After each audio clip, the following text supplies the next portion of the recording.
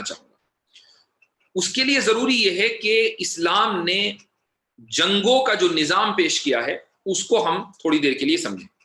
دیکھیے اس زمانے میں ہوتا یہ تھا کہ جب دو قوموں کے درمیان جنگیں ہوتی تھیں تو ایک دوسرے کے سپاہی جو گرفتار ہوتے تھے تو ان کو غلام بنا لیا جاتا تھا، اور اس کے علاوہ کوئی دوسرا طریقہ اور لوگوں کے پاس نہیں تھا.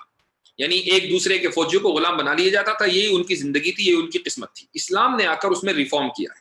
وہ ریفارم اس طریقے سے کہ اسلام نے یہ کہا، قرآن نے یہ کہا کہ اما من و اما فدا.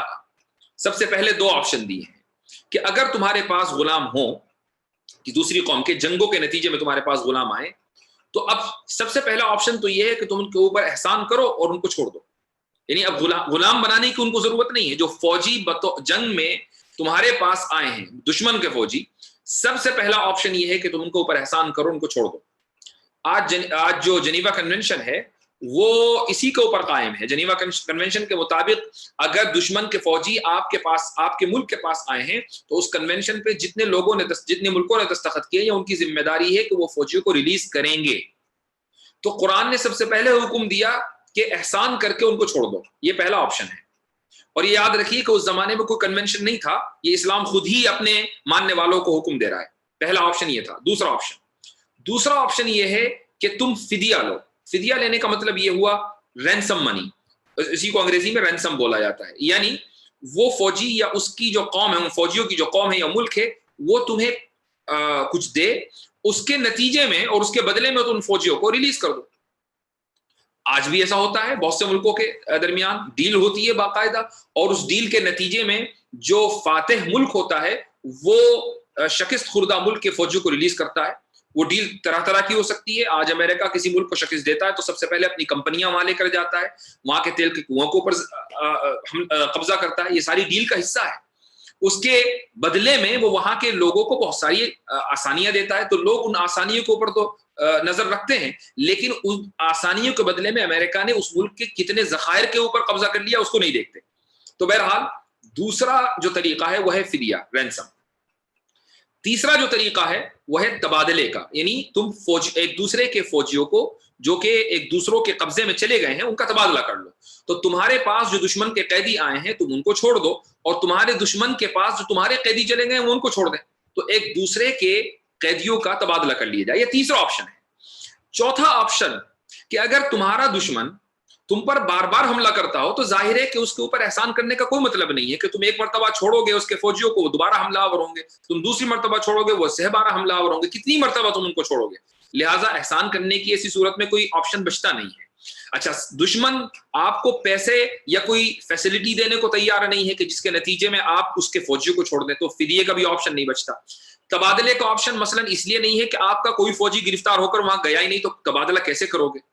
تو اب آپ کے پاس ایک ہی آپشن ہے کہ آپ احسان نہیں کر سکتے، آپ فدیہ نہیں لے سکتے، آپ تبادلہ نہیں کر سکتے، اور آپ فوجیوں کو چھوڑیں گے تو بار بار آپ کے اوپر حملہ ہوگا. تو اب اسٹریٹجیکلی آپ کے پاس صرف ایک آپشن ہے کہ ان فوجیوں کو آپ اپنے پاس روک لیں، ان قیدیوں کو آپ اپنے پاس روک لیں. ٹھیک ہے، آپ نے قیدیوں کو اپنے پاس روک لیا. اب روکنے کے دو طریقے ہیں. ایک طریقہ تو یہ ہے کہ ان کو ایک جیل کی کوٹری میں، کال کوٹری میں ڈال دیا جائے، وہ پوری زندگی اس کوٹری کے اندر سڑتے رہیں.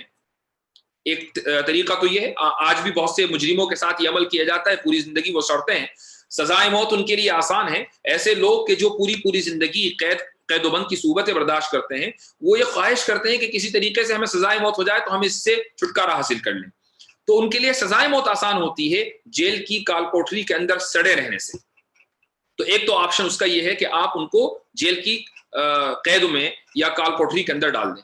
دوسرا آپشن یہ ہے کہ آپ لوگوں کے درمیان ان کو ڈسٹریبیوٹ کر دیں، اور لوگوں کو اسٹیٹ یہ پابند کرے کہ ان کا خیال رکھنا ہے، ان کا کھانا دینا ہے، ان کا پینا دینا ہے، ان کے کپڑوں کا خیال رکھنا ہے، اور اگر مناسب سمجھو تو ان کو آزاد کر دینا ہے، ان کو تعلیم دینی ہے. یہ ساری گائیڈ لائنز اسٹیٹ لوگوں کو دے. یہ اس کو کہا جاتا ہے غلامی. تو اسلام نے اپنے فالوورز کو یہ تعلیم دی کہ جنگوں کے نتیجے میں جو قیدی آئیں، اگر ان کے اوپر احسان نہ کیا جا سکتا ہو، اگر ان کو فدیہ لے کر چھوڑا نہ جا سکتا ہو، اگر تبادلہ نہ کیا جا سکتا ہو، تو بجائے اس کے کہ ان کو کال کوٹری میں ڈالا جائے، ان دوسری قوموں کے دشمن قیدیوں کے فوجیوں کو آپس میں تقسیم کر لیا جائے. مثلا ایک قیدی ایک گھرانہ لے لے، دوسرا قیدی دوسرا گھرانہ، اور یہ گھرانہ اس قیدی کی کفالت کرے، اس کو تعلیم دے، اس کو پڑھائے، اس کو لکھائے، اس کو ایک اچھا اور مہذب انسان بنائے، اس کے بدلے میں وہ قیدی چونکہ وہاں رہ رہا ہے، اس کے پاس ظاہر ہے کہ کوئی مال و دولت نہیں ہے، وہ اس گھرانے کی خدمت بھی کرے، اس کا کام بھی کرے۔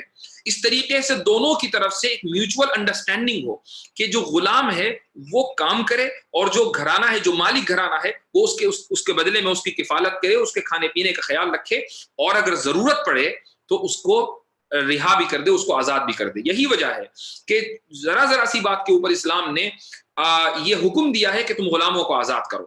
مثال کے طور پر اگر ایک شخص ایسی قسم کھا لیتا ہے کہ جو جھوٹی ہو، وہ یہ کہے کہ خدا کی قسم میں یہ کام کروں گا، اور وہ یہ کام نہ کرے، تو حکم دیا گیا کہ ٹھیک ہے، اب یہ تم نے گناہ کا کام کیا ہے، تم نے جھوٹی قسم کھائی اللہ کے نام پر، لہٰذا تم غلام آزاد کرو۔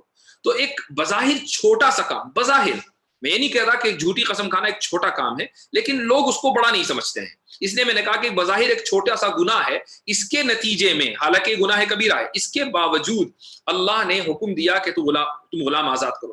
ایک آدمی اپنی بیوی سے زہار کر لیتا ہے، قرآن کریم کی سورہ مجادلہ میں اس کا پورا قصہ اور حکم موجود ہے، زہار کر لیتا ہے، حکم دیا کہ غلام آزاد کرو۔ ایک آدمی بائی مسٹیک کسی کو قتل کر دیتا ہے، جان بوجھ کر نہیں، بائی مسٹیک۔ مثال کے طور پر آپ نشانہ لگا رہے تھے کسی شکار کے اوپر، وہ غلطی سے لگ گیا کسی انسان کے اوپر، غلام آزاد کرو۔ تو اتنے مواقع اسلام میں غلام کے آزاد کرنے کے ہیں، تو یہ کسی دوسرے مذہب میں نہیں، کسی دوسرے مذہب نے اس کی تعلیم ہی نہیں دی۔ اب سوال یہ ہے کہ اسلام اگر چاہتا تو غلامی کے اوپر مکمل پابندی لگا دیتا، اتنے لمبے چوڑے احکام دینے کی ضرورت کیا ہے؟ اس کی وجہ یہ ہے کہ غلامی کے اوپر پابندی اسلام خود نہیں لگا سکتا تھا، کیونکہ غلامی کا مسئلہ دو قوموں کے درمیان مل بیٹھ کر ہی حل ہو سکتا تھا۔ چونکہ غلام بننے کا جو واحد ذریعہ ہے وہ ہے جنگیں آپس میں نہیں ہوتی، بلکہ جنگیں دشمن کے ساتھ ہوتی ہیں۔ تو جب تک دشمن بھی پابندی لگانے کے فیصلے کے اوپر متفق نہ ہو، مسلمان اکیلے اپنے طور پر پابندی نہیں لگا سکتے، چونکہ اگر انہوں نے اپنے طور پر پابندی لگا دی تو ہوگا یہ کہ جو مسلمان فوجی دشمن کے پاس جائیں گے وہ تو غلام بن جائیں گے، لیکن جو دشمن کے فوجی مسلمان کے پاس آئیں گے وہ کبھی بھی غلام نہیں بنیں گے، اور مسلمانوں کو ان کو ریلیز ہی کرنا پڑے گا، اور یہ ایک طرفہ فیصلہ ہوگا۔ اس لیے چونکہ اس زمانے میں جو دوسری اقوام تھی، جو نیبرنگ نیشنز تھیں مسلمانوں کی، انہوں نے اس چیز کے اوپر کبھی اتفاق ہی نہیں کیا کہ غلامی کے مسئلے کو ختم کیا جائے، اس لیے اسلام نے بھی اپنے طور پر غلامی کے مسئلے کو ختم نہیں کیا، اکیلے اپنے طور پر اسلام ختم کرنے کی پوزیشن میں نہیں تھا، چونکہ یہ انٹرنیشنل ایک مسئلہ ہے۔ جب جنیوا کنونشن ہوا، آج سے تقریباً 70-80 سال پہلے جنیوا کنونشن ہوا، اس میں یہ تمام اقوام نے یہ طے کیا کہ اب فوجیوں کو غلام یا بندی نہیں بنایا جائے گا۔ تو آج پوری دنیا نے اتفاق کر لیا، تو بہت اچھی بات ہے، مسلمان بھی اس سے متفق ہیں، اسلام کو اس سے کوئی پرابلم نہیں ہے، کوئی اصرار نہیں ہے کہ غلام لوگوں کو بناؤ۔ اسلام غلام بنانے میں انٹرسٹڈ نہیں ہے، بلکہ غلاموں کو ریلیز کرنے میں انٹرسٹڈ ہے۔ تو یہ ایک اعتراض تھا آرمین کا، ملحد کا، اس کا یہ جواب ہے۔ خلاصہ آج کی گفتگو کا یہ ہے کہ مذہب ہی ہمیں یہ سکھاتا ہے کہ اصل اخلاق کیا ہیں، اصل اخلاق کیا ہیں، یہ مذہب ہی سکھاتا ہے۔ ہاں، کچھ ملحد مذہب کے سکھائے ہوئے کچھ اخلاق اپنی زندگی کے اندر اپنا لیتے ہیں، اس کا مطلب یہ نہیں کہ وہ با اخلاق ہو گئے، چونکہ اخلاق کا جو اعلیٰ ترین پیمانہ ہے وہ ہے حیا۔ ملحدوں نے سب سے پہلے اس کو ختم کیا ہے۔ الحاد اخلاق کا جو اعلیٰ ترین دوسرا پیمانہ ہے وہ ہے ندامت اور ریگریٹ۔